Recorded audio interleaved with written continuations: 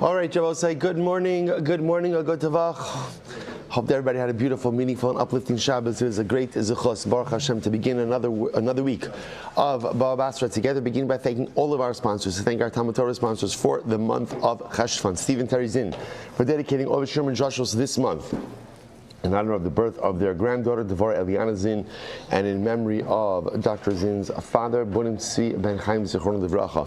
Shmuel and Rabin Karapkin, B'schus Refu Shalem of Rabin's cousin serving in the IDF, Binyamin Chaim Pesach Ben Moshe Chana, and commemorating her mother's yahrzeit, Pesa Mira Bas Chaim. Dr. Moshe and Ellen Gevant, in memory of Dr. Gevant's parents, Yaakov Meir Ben Moshe Leib, and Shena Bas Abba, and Dr. Bezad and Yamina Salfer of Los Angeles in the merit of a speedy and complete recovery for Esther Bracha Bas Chayo.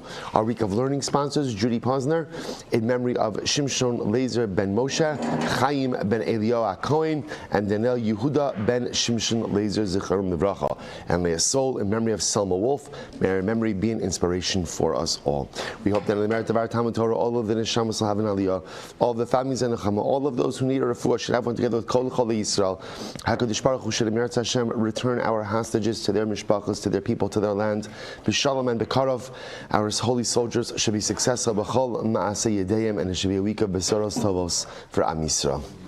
But with that, let us begin. We have a lot to do today. So Baruch Hashem, today's daf is Kuf Lamed Ches 138. We are picking up on Kuf Lamed Zayin Amud Beis 137b, 4 lines up from the bottom. I'm Rabbi Yehuda Shmuel. Rabbi Yehuda said in the name of Shmuel, an incredible, a lot of incredible cases today. We're coming tomorrow. We'll close out the parak in Yirtzeh Hashem. So Rabbi Yehuda Shmuel, Hakol Seif Nechasav La'acher Va'amar Halo Ef Shibahen. An interesting case, right? So Reuven goes ahead and writes his property. Goes ahead and he's gifting his property to Shimon. Shimon says, now he's doing this in document form. He's writing it, and Shimon says, no, thank you. I don't want it. Ef Shibahen. So what's the halacha? Kana. This is a fascinating halacha. So Shmuel says that Shimon acquires the property even if he's standing up and objecting, I don't want it. Shmuel says that halacha l'maisa, he still acquires it. Now again, we'll have to see exactly what the parameters of this case are, but it's fascinating. So we'll say, so again, that's Rabbi Yochanan. Rabbi Yochanan says, last line on Kuf Lamed Zayin Amud Beis, Rabbi Yochanan says, Lo kana. Rabbi Yochanan says, no, listen, if Reuven wants to gift something to Shimon, but Shimon goes ahead and says, I don't want it, then Shimon does not acquire it. All right, so let's analyze this. Rabbi Abba Bar Mamel. Rabbi Abba Bar Mamel said as follows, V'lo pligi, they're really not disagreeing with each other. How so?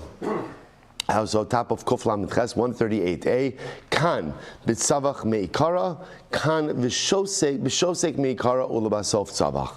So Rabbi Abba Bar Mamel is saying it's referring to 2 cases. One case is talking about where Shimon objects from the beginning. Shimon objects from the beginning. So again, everyone will agree that halacha l'maisa, if Shimon objects from the beginning, he does not acquire the gift. So Reuven wants to go ahead and convey property to Shimon. From the inception of this gift, Shimon says, I don't want it. So the halacha is Shimon doesn't acquire it. So what's the case? What's the machlokes case? Or I should say, there's no machlokes case. What's the second case?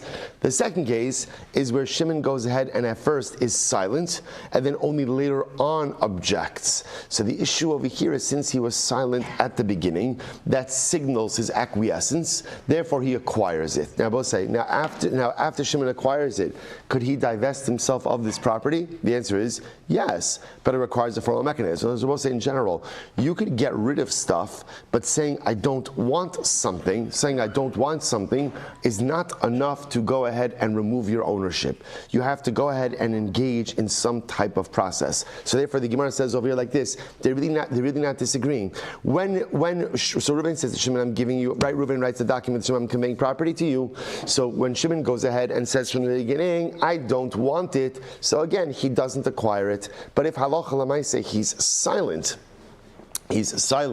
and then he goes ahead and verbalizes his objection. So again, he acquired it already. Once he acquired it, in order to divest himself from from ownership, what could he do? Again, he can make it hefker, he could do something else, but just simply saying, I don't want it, is not enough to remove it from his possession. I will say, there is a tremendous, if you take a look at Rashi for just a moment, the Rashbam, first Rashbam, Kuflam, Chesman, Aleph, Kam B'tzavach Meikara, Metchila Kishamasar Lo, Ze Es Hashtar, His Schil Tzavach. So, case number one is where Reuven gives Shimon the document, and for the moment that Shimon receives, he's like, no, I don't want it, I don't want it. Hilchach, Lo Kana, Shin Mizakin Lo, the Adam Bal Karcho, D'chofu Lo, Sonei Matanos Yichya. So we'll say, so again, so obviously if Shimon doesn't want it, right? If Shimon doesn't want it, then halacha l'maisa again, it's not beneficial to him. If it's not beneficial to him, you can't force someone to acquire something. Now, why would this not be beneficial for Shimon? Why would it not be beneficial? Because Sonei Matanos Yichya quotes the pasuk over here from Mishlei, he who despises gifts will live a long life. We know, we'll say, what does that mean? Everybody likes gifts. Gifts are nice. So Shalom Melech is pointing out what's the danger of gifts. The danger of gifts is that they often come with strings attached or with other expectations. Sometimes in life it's better to do without the gifts and without the additional expectations and strings as well. In any event, so if Shimon goes ahead and says, I don't want it, then he doesn't acquire it. He goes on, so this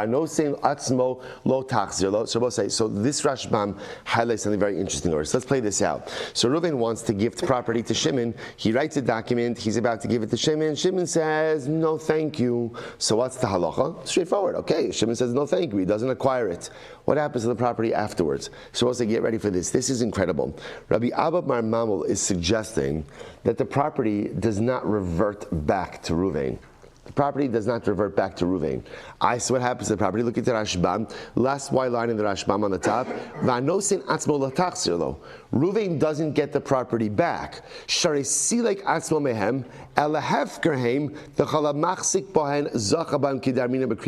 say this is incredible.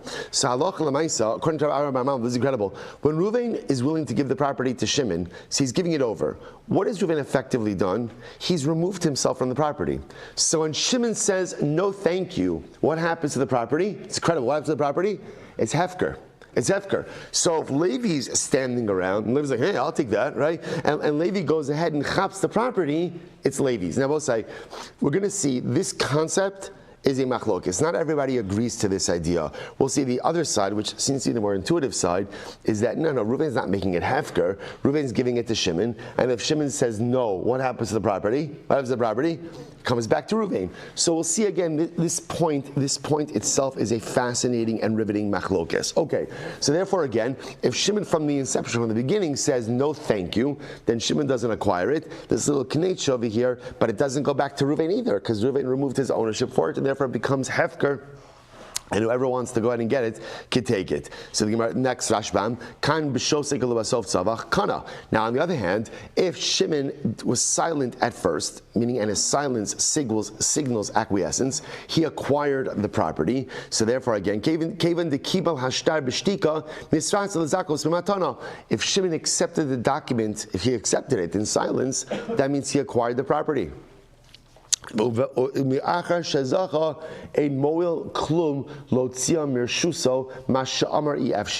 once he acquired it, so therefore what? He can't rid himself from the property by saying what? I don't want it.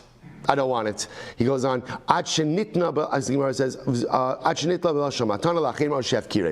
that point, so if Shimon receives the document, he was quiet, he received it, then later on he says, you know what, I don't want it. He could go ahead and remove it from his ownership. But simply saying, I don't want it, is not enough to remove it from his ownership. What does he have to do? Either go ahead and be mafkirit, make it hefker, or go ahead and give it away as a matana. But there has to be some formal mechanism of removal from his property. I will say there's a tremendous Musar Haskell in this. Before something is yours, mere objection prevents it from coming into your possession.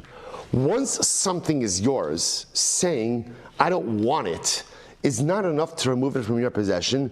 You have to do something. If you understand that this doesn't just apply to property, but it applies to life's challenges as well.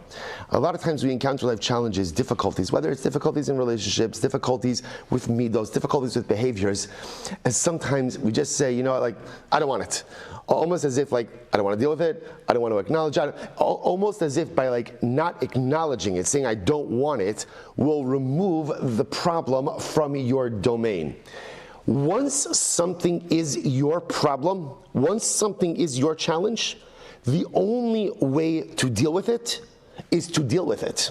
The only way to go ahead and remove it is by engaging in a process, pretending it doesn't exist, minimizing the impact it has on your life, just wishing it away is not going to work. Now again, that's why in life it is so much better to be proactive and preventative than it is to be reactive. Because if I'm a forward-thinking person, I could prevent a lot of stuff from occurring. I could prevent a lot of stuff from coming into my personalistic domain. But once it comes in, wishing it away or saying you don't want it is not enough. Once I have a problem, once I have a challenge, the only way to deal with it is to create a formalized process that addresses it and actively removes it from who and what I am. Incredible, incredible. And it's only Sunday. Incredible. All right, let's go back there. Says the Gemara, Amram Nachman bar Yitzchak. Second line, Kuf Lamed Ches 138a. Second line, Amram Nachman bar Yitzchak. Zika lo aydiach v'shasak. Listen to this. Ulubasov tzavach. Okay, so now a similar case. Reuven wants to go ahead and give property to Shimon. He's giving it to him with a document. But in this case over here, the way Reuven gives it to Shimon is Reuven goes over to Levi and he says, Levi, acquire this on behalf of Shimon. So what happens? Now, interestingly enough, for whatever the reason, Shimon is there, right? So all three guys are present. So Reuven goes over to Levi, so Levi, acquire this on behalf of Shimon. Shimon is present, and when the transaction is happening, he's silent, and then later on, he voices his objection to it, saying, you know what, I don't want this. So what's the halacha? We have now come to the machlokes of Rabbi Shimon Gamliel and the Rabbanon. Disanya. Now, what is this machlokes? Here we go. This Sanya. We learned. So let's say again, Reuven writes his property to Shimon and he's giving over his estate to Shimon and include his property. Included in this are avadim. And Shimon says, Va'amr hala if shibahan. I don't want it. Now I will say, the reason why the Gemara is pointing out, why does it say avadim? Well, who cares what's in the estate? So remember again, as nice as it is to receive property, the issue with avadim is a lot of care and a lot of upkeep. So Shimon might say, you know what, thank you, I appreciate it, but I don't want, I'm not interested in that. So that's why the Gemara brings down avadim dafka. But it doesn't, avadim is not the crucial part to this case. Point over here is Reuven wanted to gift something to Shimon, and Shimon said, I don't want it. No, thank you. Shibahan. So the Gemara says, Im haya. So I'll say, so now the shaila is, okay, so what's the ramification of the gift? Im haya rabban sheni kohen hare elu ochlim b'truma. So Tanakam, the Rabbanan say like this: if Shimon is a kohen, so that means the avodim are entitled to eat truma. Now let's take a step back. When are avodim entitled to eat truma? Right? When is an eved allowed to eat truma? When he is owned by a kohen. When he's owned by a kohen. So this is very strange. So now Reuven wants to gift Shimon his property, and including in Reuven's property are avadim. Shimon says, no thank you. So the Gemara says, if Shimon's a kohen, then the avadim could eat truma, which is another way of saying that Shimon has acquired the property. Okay?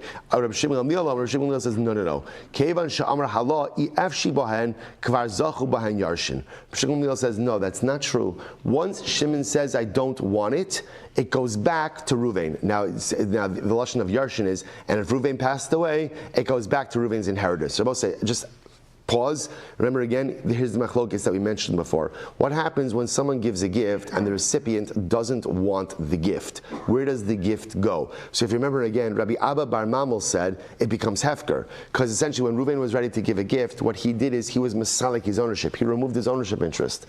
So if Shimon doesn't want it, it becomes hefker. Anyone else could get it. Which you clearly see Rabbi Shmuel says that's not true. When Reuven gives a gift, his intention is to give it to Shimon. If Shimon doesn't want it, then what happens to it? It comes back to Reuven. Okay.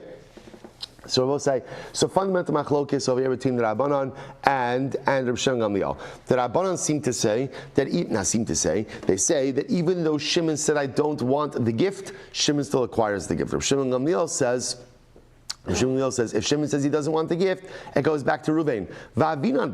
And again, we asked on this Gemara, the Tanakama, afilu omid v'tzavach.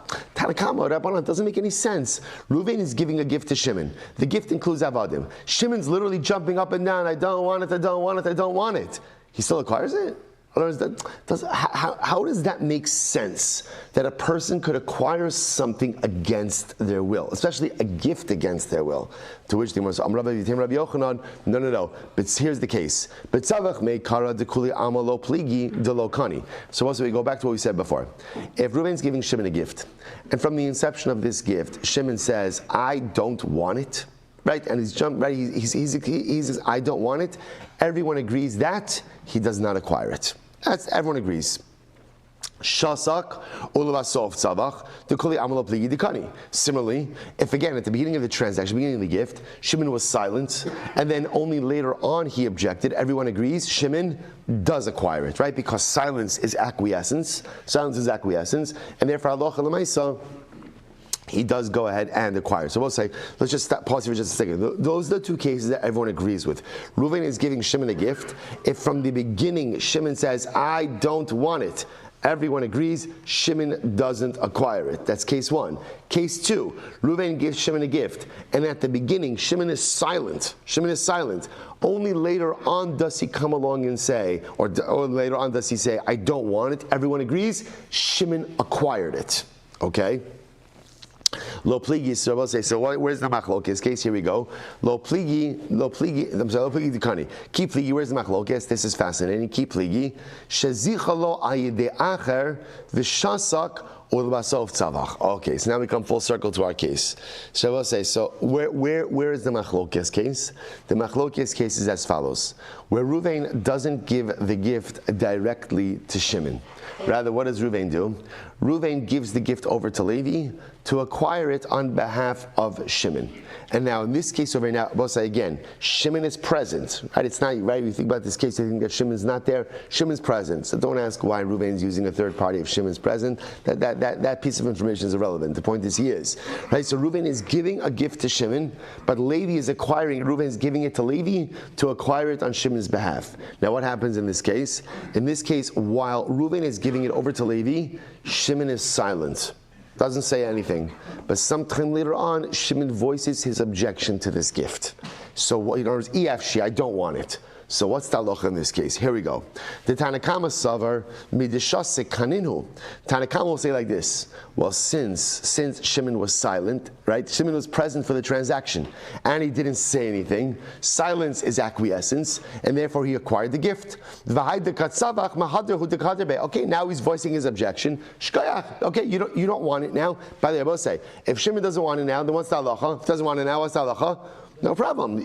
There are mechanisms to divest yourself of your ownership. In other words, go ahead, make it hefker, gift it to someone else. Again, you're not forced to keep it. There are plenty of ways that you could remove it from under your ownership, but you have to employ a formal mechanism for that.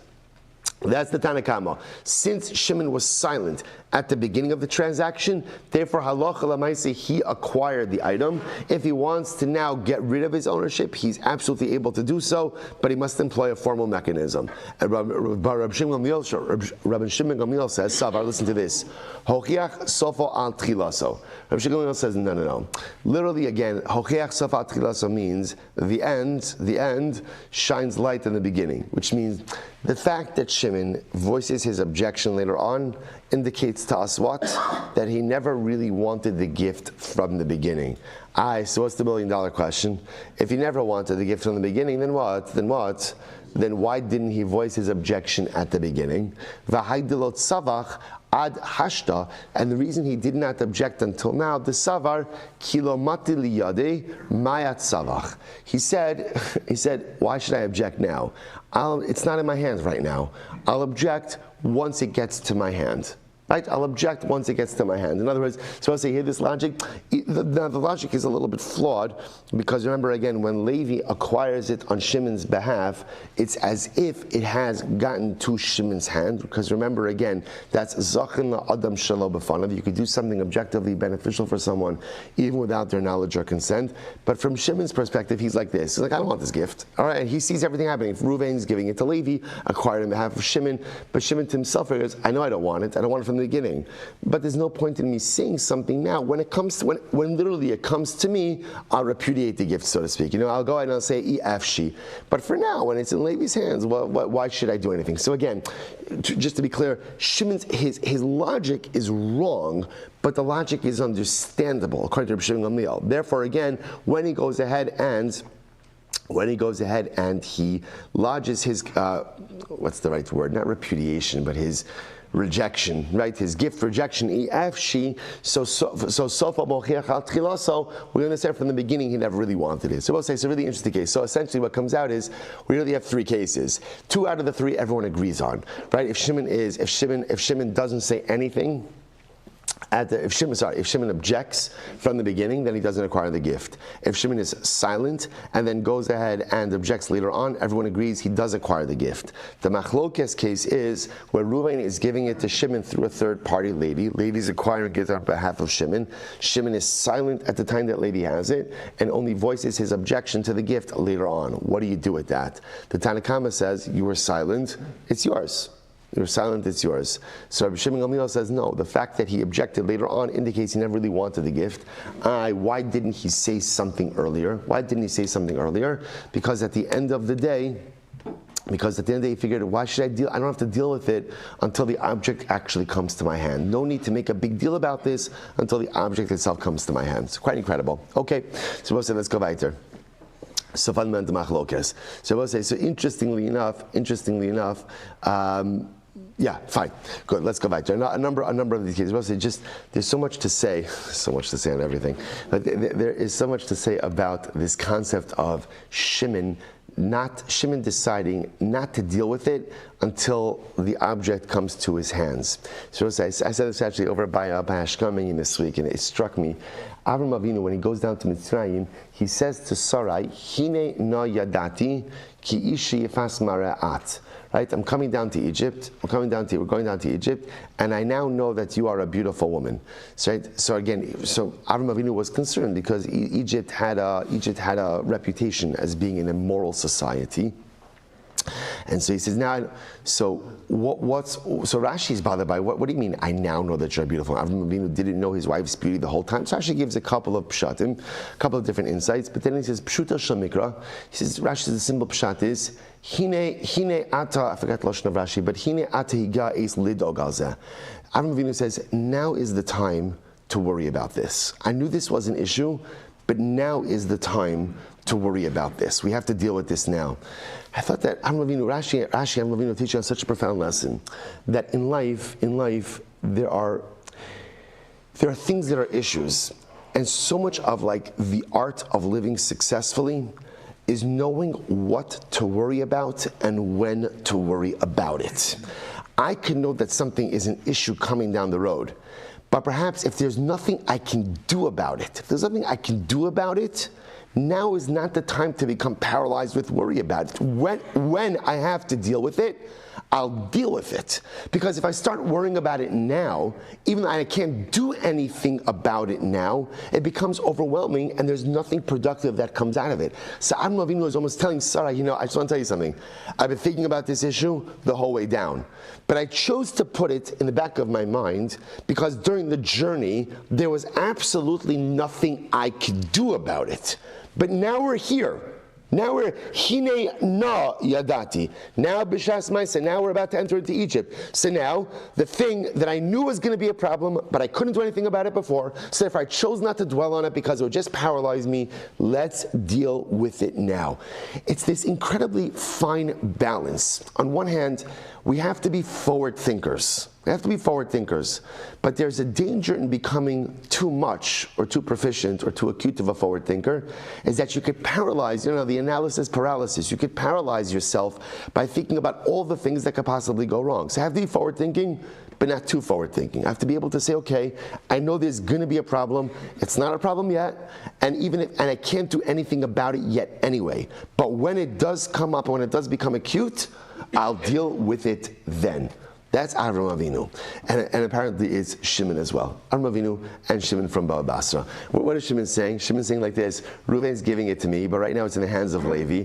I know I don't want it. But the truth is, I'm not going to do anything about it right now because it's not in my hands. When it comes to my hands, I'll actively reject it. Incredible. Incredible. All right, let's go back there. Says the Gemara, Tanabanon, Shchim Rasha Amar Tnu Masayim Zuz Laploni, Ushlosh Mihos Laploni, Fa'arba Mihos Laploni. So we'll say Shchimira says he's gifting away his property. He says give 200 zuz to Ruvain, 300 zuz to Shimon, and 400 zuz to Levi. Ein Omrim Kala Kodem B'Shtar Zocha. So we'll say in general, we view these gifts as equal gifts, even though again they're written in a shtar, one after the other sequentially. We don't view them as sequential gifts. Rather, we view them as what's the right word? What's the opposite of sequential? Concurrent. Thank you. Concurrent gifts.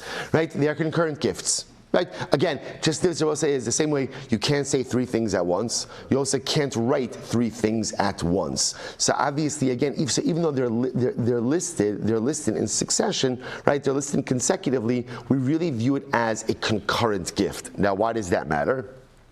Therefore, I will say it turns out that if Yaakov the Shchiv Mira goes, or just we'll call him Shchiv Mira dies, and there's a debt against the estate, and let's say again the creditor had a lien against this property, the creditor has an equal claim against Reuven, Shimon, and Levi, right? Because since they all essentially are considered to have received their gift simultaneously, therefore the lien against the property is the same by all of them, and they all share in responsibility to satisfy the debt. However, on the other hand, good. Good. Aval, Amar, Tnu Masayim Zuz Laploni, Ba'achrav Laploni, but listen to this. But let's say instead Shchiv Meira said, give 200 zuz to Ruvain, and after Ruvain give 300 zuz to Shimon, and after Shimon give 400 zuz to Levi, then I will say those are successive gifts. And therefore, Kala Kodim Mishtar Zocha. So I will say the earlier you are listed in the shtar, the greater your holding is. I will say now what that means is Lefichach, Yatzal of Shtarchov, Gova Mina Acharon. Ein lo, Gova Mishalafanov, Ein lo, Gova Mishalafneifanov. So I will say the way that works is like this. Therefore, again, because they are considered to be like successive gifts, so therefore, again, any lien against the estate devolves first upon the last recipient. It's like LIFO, last in, first out, right? It's not for the accounting reference. I don't know if there's such a thing as LIFO, but sounds good. As I'll say, so what that means is at the end of the day is, remember, so when you give the gift to Reuven, so Reuven gets his gift, the rest of the estate is encumbered. Shimon receives his gift, so the last person to receive his gift is the first person to whom the creditor goes. So therefore, again, the creditor first goes to Levi. If Levi doesn't have enough to satisfy, it goes back to Shimon. Shimon, not enough to Shimon, goes back to Reuven. But he can't start with Reuven. So the difference between consecutive gifts and what was the opposite? Concurrent, thank you. Consecutive and concurrent gifts. Good. So the Gemara goes back to Torah. Very interesting case here. Shchimira is on his deathbed, hence he's called the Shchimira. And he goes ahead and he says, give 200 zuz to my firstborn son, Kirailo, as is appropriate for him. So I will say, so now you see the tension in this already. What is this? Right? What is this? Is this his firstborn portion, or is this a gift? So the Gemara says, Natlan v'notas b'charaso. He takes this gift, and he still takes his b'char portion. In other words, this is considered to be an additional gift above and beyond his firstborn portion.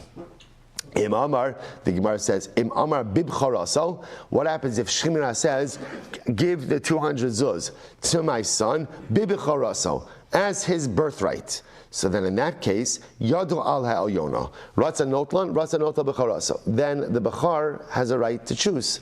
He can either accept the gift, understanding if he accepts the gift, that is his birthright, or he could say, no thank you, I'll take my birthright instead, my double portion. So the Bechar is right. So we'll say, so two cases.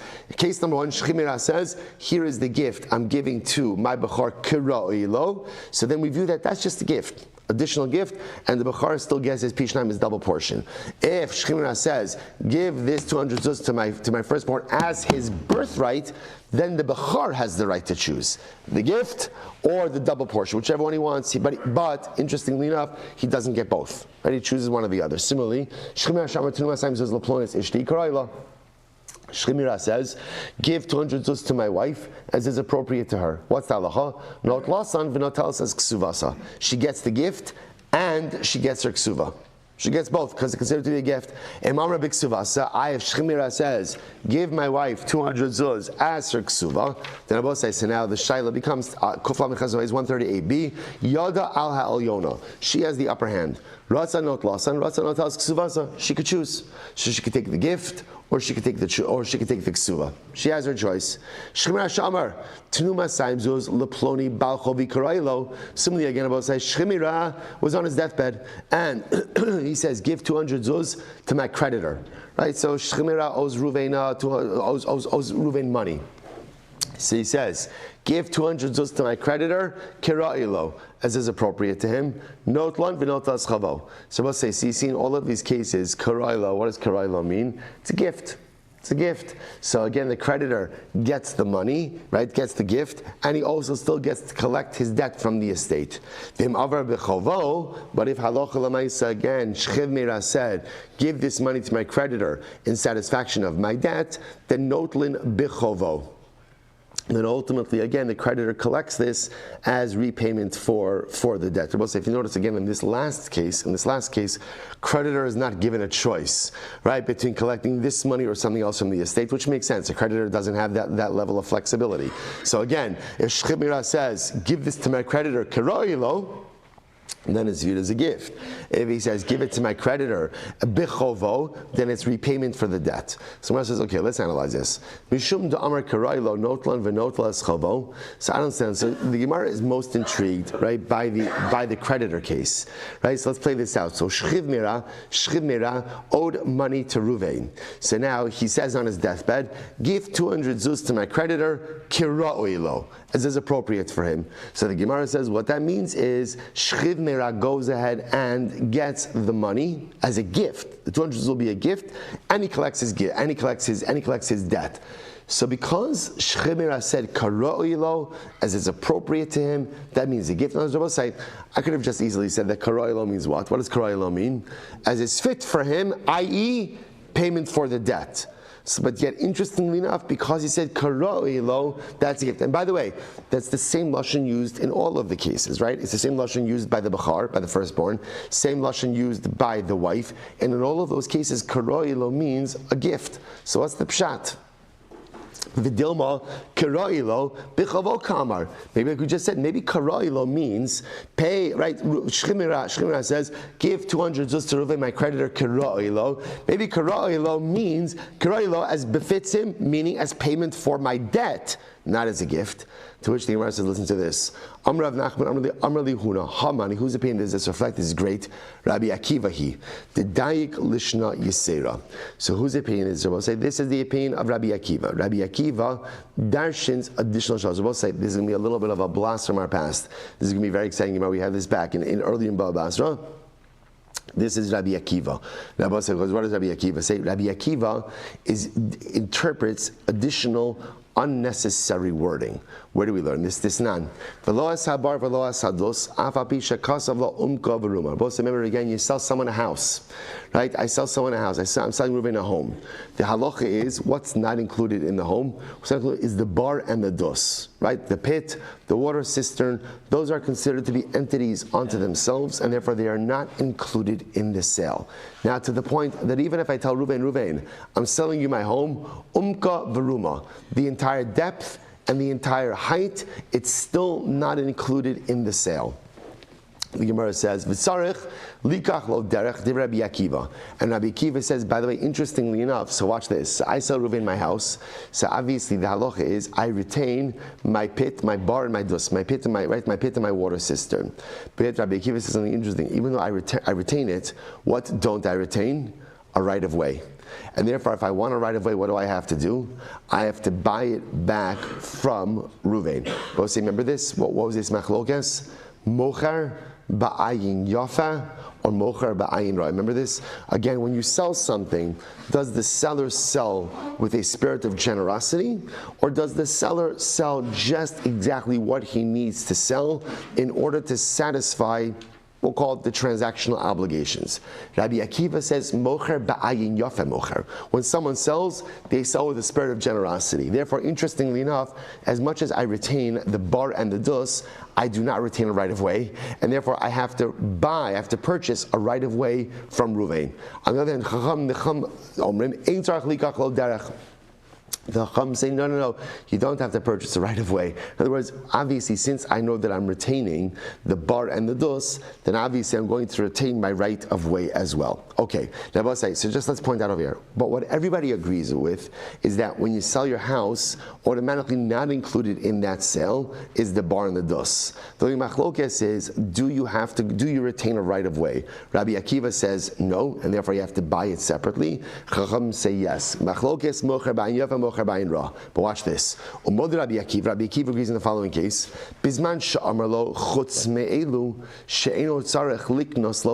Listen to this. But Rabbi Akiva says like this. Rabbi Akiva says, if I say, Reuven, I'm selling you my house, except for the bar and the dus. Rabbi Akiva says, in that case, I have retained the right of way. Now, why is that? Now, watch this. When I sell my house to Reuven, do I have to say except for the bar and the dus? Do I have to mention that? No. Why? It's understood. It's inherent in the transaction. When I go out of my way and I say, except for these, Rabbi Akiva says, any additional words are there to convey additional meaning. So if I'm excluding the bar and the dus, I didn't need to do that. That's understood. It must be that what? I'm going ahead and retaining the right of way. So Rabbi Akiva darshans, any time you add in additional words in a transaction, it must be that you are conveying something additional. So because I don't have to exclude the bar and the dus, they're automatically excluded. If I go out of my way to exclude them transactionally, it must be that in that case, I'm retaining right of way for myself. Alma, kevan delot tzarech v'ka'amar l'tafuye milsa kasi. Therefore, again, according to Rabbi Akiva, anytime you don't have to say something, but you do say something, it must be that you're coming to convey additional meaning. Rabbi say, you know what the sheet of Rabbi Akiva is? You know what it's predicated on? Rabbi Akiva's sheet is predicated on people don't speak unnecessarily. Right? In other words, can you imagine such a thing like that? Can you imagine such a thing like that? That people don't say things unnecessarily. They don't say things unnecessarily. So therefore, in Rabbi Akiva's world, if somebody says something and it appears unnecessary, that can't be. That can't be. It must be that they're coming to include something else. So according to Rabbi Akiva, if I sell Reuven my house and I say chutz min habar ba'dus, that's unnecessary. The bar and the dus are automatically excluded anyway. It must be that I'm coming to retain right of way.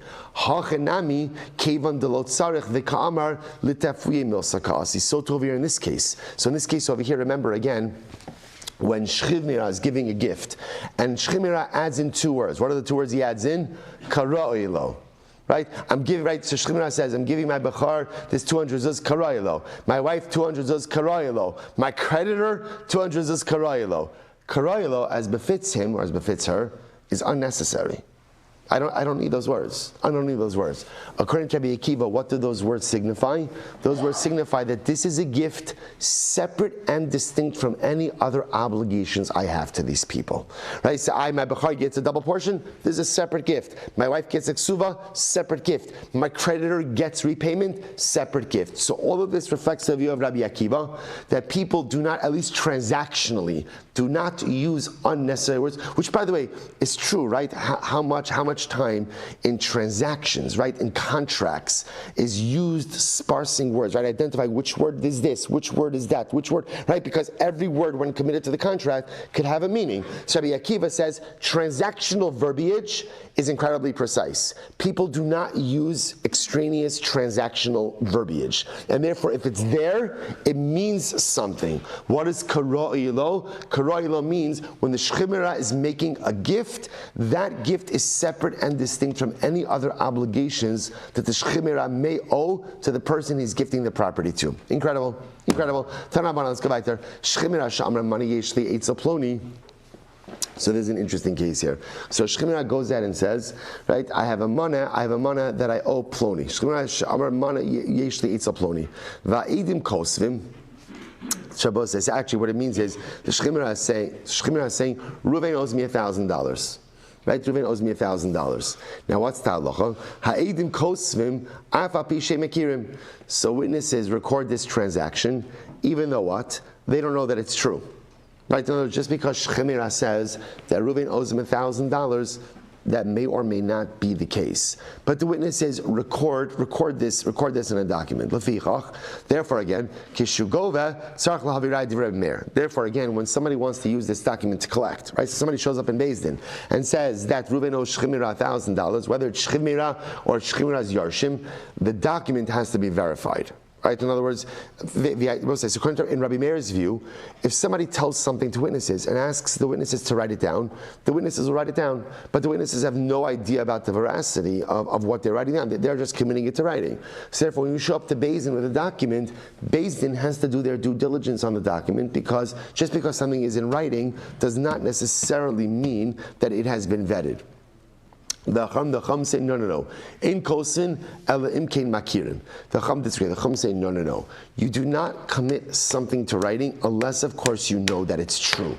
Again, I will say in the Chumim's view, the whole power of a shtar, right? The whole power of a shtar is that it attests to the truthfulness of the transaction. So if witnesses, if you do not know something to be true, do not commit it to writing. Therefore, lefichach kishu gova eitzach laviraya. Therefore, again, if somebody shows up in Beis Din with this document is good to go, right? This document. Now, again, I will say there's still a concept of kiyum shtaros, of certifying documents. But lamaisa, if we see something documentized, right, then ultimately, again, that attests to the veracity of the claim that is recorded in the document. So just by the way, just a fascinating machlokes, right? Reuven, right? Shemira comes over and says, Reuven owes me $1,000. So do we write up the shtar? Rabbi Meir says, yeah, because you could write up anything, because Beis Din knows when they see a shtar, that does not mean that this did or did not occur. There's a claim. Now the claim has to be vetted. Chacham say, no. We do not commit edim, do not write something down unless you absolutely know that the claim contained therein is a legitimate claim. So the Gemara says as follows: Amr Rav Nachman, Amr Li Huna. So Rav Nachman said, Huna said to me, Tana, Rabbi Meir Omer, Ein Kosvin, V'Cham Om Kosvin. So Rav Nachman said that Huna said to him, just the opposite, or we switched the opinions. Rabbi Meir was the one who said we can. Rabbi Meir is the one who said, I'm sorry, that we can't write it down, and the Chum say we can write it down. Rabbi Meir says even if you don't know. The Chum say if you don't know that the claim is true, witnesses don't write it down. Rabbi Meir says you can write it down. Rabbi Meir lo amar elam mishum Beis Din toed. And Rabbi Meir who said that you can't write it down, Rabbi say what is Rabbi Meir concerned about? Rabbi Meir is concerned about a Beis Din who is not well versed in the halacha. In other words, Rabbi Meir in general, Rabbi Meir agrees, write it down. There's no harm in writing it down, because Beis Din knows that even when someone presents that document, you got to do the due diligence. Just because something is in a contract, just because something is in a document, doesn't automatically make it true. There needs to be some type of verification process. What are we concerned about? We're concerned about a Beis Din that may not be as versed in halacha. Both say sometimes you have it, right? You always have different layers, different levels of Beis Din. Remember again, sometimes you had communities where the dayanim weren't as well versed. Could happen. So we're concerned that if Beis Din is not well versed and Beis Din sees a document, Beis Din will automatically assume that if something has been documentized, that it must be true. It must be true. And the Amar Dimi Min Arda, Rabbi Narda said, Hilchasa in Choshishin LaBeis Din Toh. No, we're not concerned about that. We're not concerned about a Beis Din. No, we assume that a Beis Din is a reputable Beis Din. A Beis Din knows what it's doing, and therefore when a Beis Din sees a document show up, they'll understand you can't just assume that because something is written down, it's automatically true. Rather, again, this requires due diligence, it requires investigation, and that's Beis Din's job to ascertain the validity of the transaction recorded in the document. What about the following case of Rava? We don't perform chalitza unless, of course, we know the parties involved, right? We know the widow and her brother-in-law. And miyun, remember again, miyun is the process if a brother or a mother marries off a minor daughter. or sister, so it is a rabbinic marriage, but the girl has the ability to do miyun, which means to refuse the marriage and just to walk away.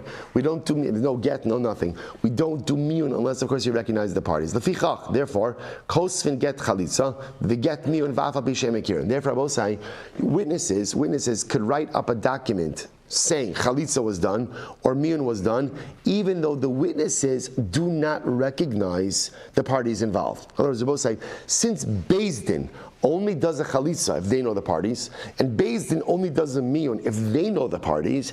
Therefore, again, if Beis Din tells witnesses, guys, draw up a document, sign your names on it, that Ruvain did chalitza with Rachel, or that Rachel did miyun with Ruvain, and again, we could write it and we could sign it. And the witnesses don't know, right? Witnesses on the document don't know Rachel, they don't know Ruvain. It's okay, because since Beis Din only does these processes, if they know the parties involved, you can write up a document. So the Gemara says, my time, why is that? La mishum dechoshen the Beis Din toin.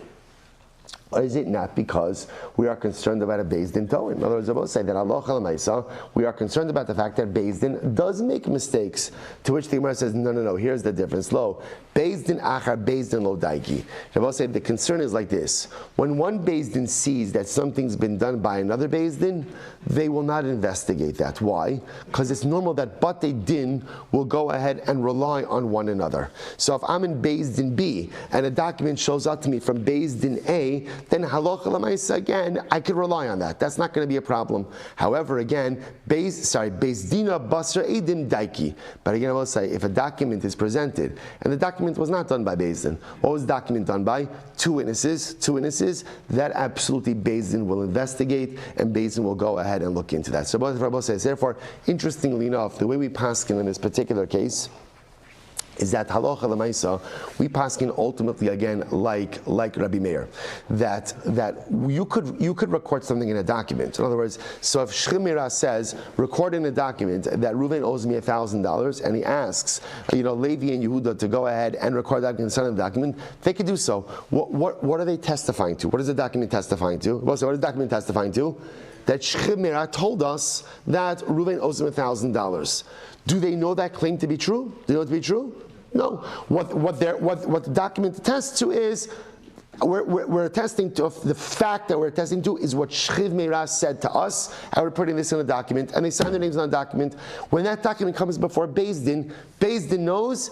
All that document means is that there's a claim. It does not in any way attest to the validity of the claim. And therefore, halacha l'maisa, again, Beis Din now knows they need to do the investigation. So all it does, in this case of the Shchimira, is it allows the Yarshim to come with a claim in writing from their father. That's all it does. But it in no way gives them any strength of the claim. Beis Din will have to investigate it. So Beis Din understands in general, when someone comes with a shtar, now again, I'll say, if you have a shtar that is certified by a Beis Din, that's called Kiyim Shtaras, that means something else. That's different. But each time you show up with a shtar, all the shtar says is that people are testing that something occurred. It may or may not have occurred. Beis Din needs to do their due diligence. Also, we paskin in Beis Din toin.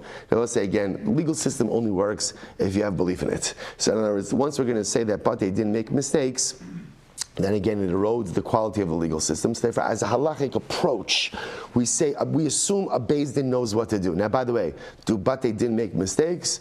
Of course, and that's why the halacha provides what happens when a Beis Din does make mistakes, of course. But lamaisa, at the end of the day, the way the halacha operates is, we assume operational integrity on part of the Beis Din. So therefore, we assume when Beis Din sees a shtar that shows up, that Reuven and Shimon signed, that Shchimira told them that Yehuda owes him $1,000, Beis Din's not just going to say, okay, right, and go ahead and allow them to collect, but rather Beis Din's going to do their due diligence. Right, they will say, shkoyach. What a start to the week. Stop over here. Have a great day, everyone.